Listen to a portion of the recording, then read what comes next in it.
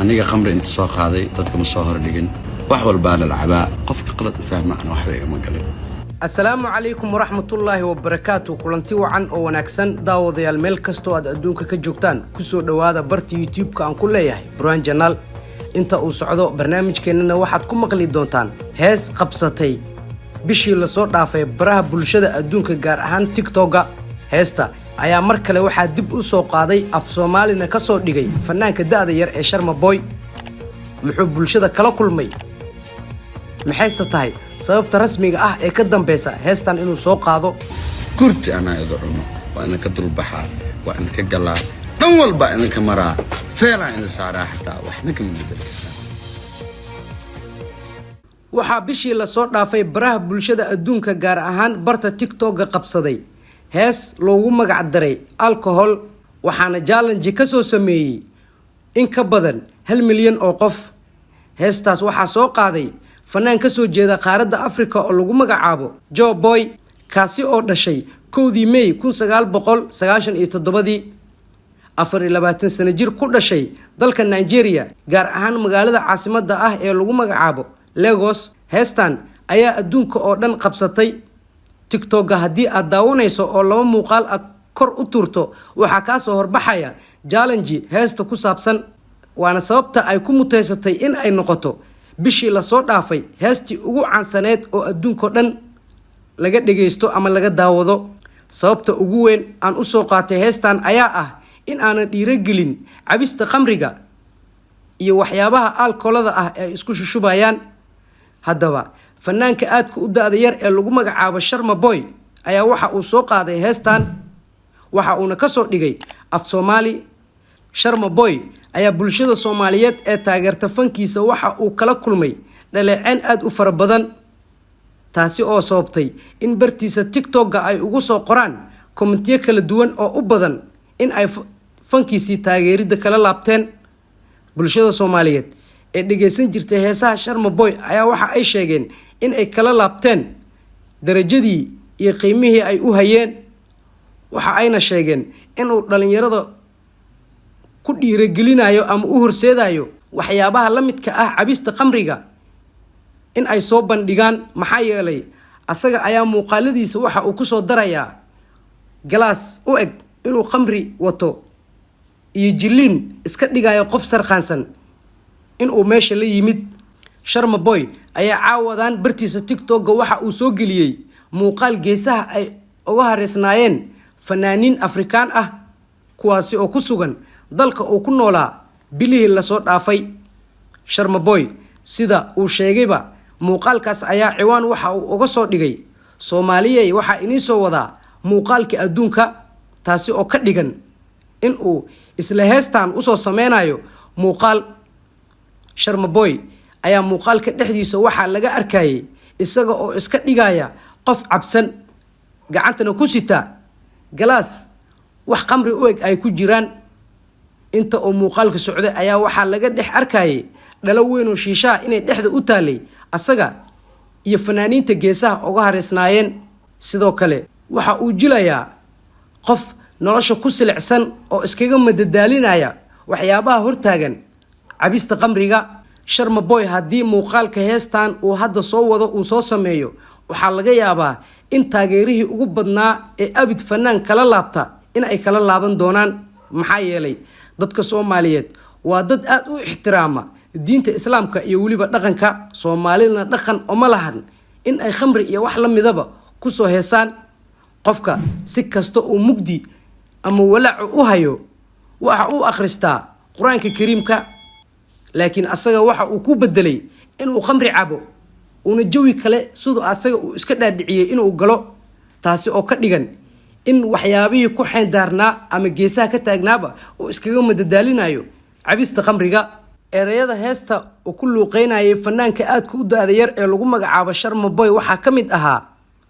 waan ka dhacaa markaan cabo qamriga waxaana galaa jawi nooc kala ah dad dhan ma dhex galo aniga raaxadan ma la igu nacaa waa qayb ka mid ah erayada heesta Sharma boy uu sheegay dhawaan inuu muuqaalka u soo sameyn doono kommentiyada qaar ee Sharma boy loo soo qorayo waxa ka mid ahaa sida tan Sharmow meeshuu daara cali soo kula rabay caawad joogtaa ee nabaday dad wax kuu sheegana ma lihid bal fiiri wixii aad soo martay kama hadlaayo inaan cadow kugu ahay balse waxaan rabaa in aad jannada micigeyga ahaato insha Allah dadka ku haya qamri waaye maxaa ka qaldan waa cabitaan caadiya waana u jeednaa Sharma boy wallahi fanaaniinta Soomaaliyeed iyo adiguba waxaad ku socotaa meel aad u xun sidoo kale waxa kamid ahaa commentiyada loo soo qoray Sharma boy wallahi adduunka ayaa lagu yahay walaal caawa maqribkii ayuu abti iga dhintay wallahi been igama aha isku da aad tihiin si walaalnimo xitaa aan kula hadlo ee iska dhaaf waxaan aad sameynayso intaasi oo dhan iyo kuwa kale intaan ka sii daranba waa qayb kamid ah commentiyada ay u qorayeen dadka taageersan ama ku xiran Sharma boy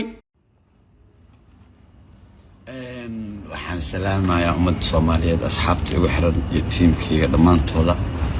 waxaan leeyahay oo aan jeclaystay inaan ka jawaabo ana markaan rabaan jawaabaa markaan rabno ma jawaabaa waxaan jeclaystay inaan ka jawaabo aniga qamri inta soo qaaday dadka ma soo hordhigin maxaa la yiraahdaa qamrina afkayga kama soo bixin ana ku heesayo wax walba la lacabaa midada kaleeto qofka qalad u fahmo ana waxba igama galin hadaa qalad u fahantaan qofna isku soo duumaana dhihin waan soo heesay kartida aan ku soo heesay xanaan ku soo heesaan igu jiro ana diintana uma ana gafin dadna ma ana caayin laakiin dadka jaaniska raadinayo kurti waxaan taagnahay habeen yimaana ana idin kurti waxa dadka jaanis raadiska oo dhan kurti ana idin waa in ka dulbaxa waa in ka galaa dhan walba in ka maraa feelan in saaraa xataa waxna kama bedeli karto sidoo kale gabar sheegtay in ay u doodo xuquuqda gabdhaha Facebook-gana ku leh saameyn aad u fara badan oo lagu magacaabo Najmo Facebook-gana ku soo gasha mid show ayaa waxa ay soo dhigtay muuqaal iyada oo sigaar cabaysa oo waliba cabitaan 100% u eka khamri wadata taasi oo jilaysa inay ka dhacsan tahay ama cirka sare ay marayso muuqaalka ayaa waxa ay ku luuqeynaysay erayo kamid ah erayada uu Sharma boy soo qaadi rabo waxa laga arkayay inta uu muuqaalka socdo dad cadaan ah oo la yaaban sida ay cirka ugu jirto laakiin muuqaalkaas kadib waxa ay soo dhigtay muuqaal kale oo ay leedahay aniga waxaan sameynayay kaliya waxa iga ahaayeen jilin فيديوان ما أها إنا ديرجلناين بلود لا استعماله بلود جبي أهم بوحون هذا تهرب إيه تمري قفل بورد اللي رسوا مالي ذو استعمال أما في كورس جوا دوبي جوا لكن وحد دي إن لا روحي حم بحاول قبلها بلود استعماله إلا الحقوق إن محلاي سوشيال قبل حلو أخلاق حلو أركان ويل كان بلودي سلو أرك وحس كعادي أو شرفتي سامين كويلنين لكن جود الصوماليات بلود شرفت هذه سامين كويلنين سو جور قيمة ترن انتهاي جور أخلاق لين سو فكر كاس وين لا يقرأ قفل بلود استعماله وعجلنا وبهايها بلود ووحهم جبي أهان لكن ما أها بلود حدو مركا كلي حمان ويا شهر كرجن سليم ونا كنت ونا نوسع السماها لكن صور كأمانة كيسان ضد كان سومالي الواساس سدراد بحال الله سوى ذا شيء بلود أن وعي جلينو بالكوميونتي يعني bulshadena hadii kala faquuqa gooniga wax walba farta ku fiiqaysan gabdhaha ka daaya waxay xun faaraxa la diistays intaas ayaan ku soo gabagabeynayna barnaamijkeeni gaarka ah ee aan uga hadlaynay hees dhawaan qabsatay baraha bulshada gaar ahaan barta loo yaqaan TikTok-ga oo fanaanka aad ku daadayar ee Sharma boy oo af Soomaali ahaan oo u soo qaadi doono Heesta Sharma boy ayaa waxa uu la kulmay dhaleecaan aad u fara badan daawada hadii ay ku tahay markii kugu horeysay oo muuqaalkeena ku soo gaaro waxaan ka codsanayaa marka hore inaad muuqaalka like saarto aadna ka mid noqoto kumanaanka kun ee ku xiran barteena YouTube-ka waxa inii soo diyaariyay anigoo Burhan Channel waa ka daawanayseen mahadsanidin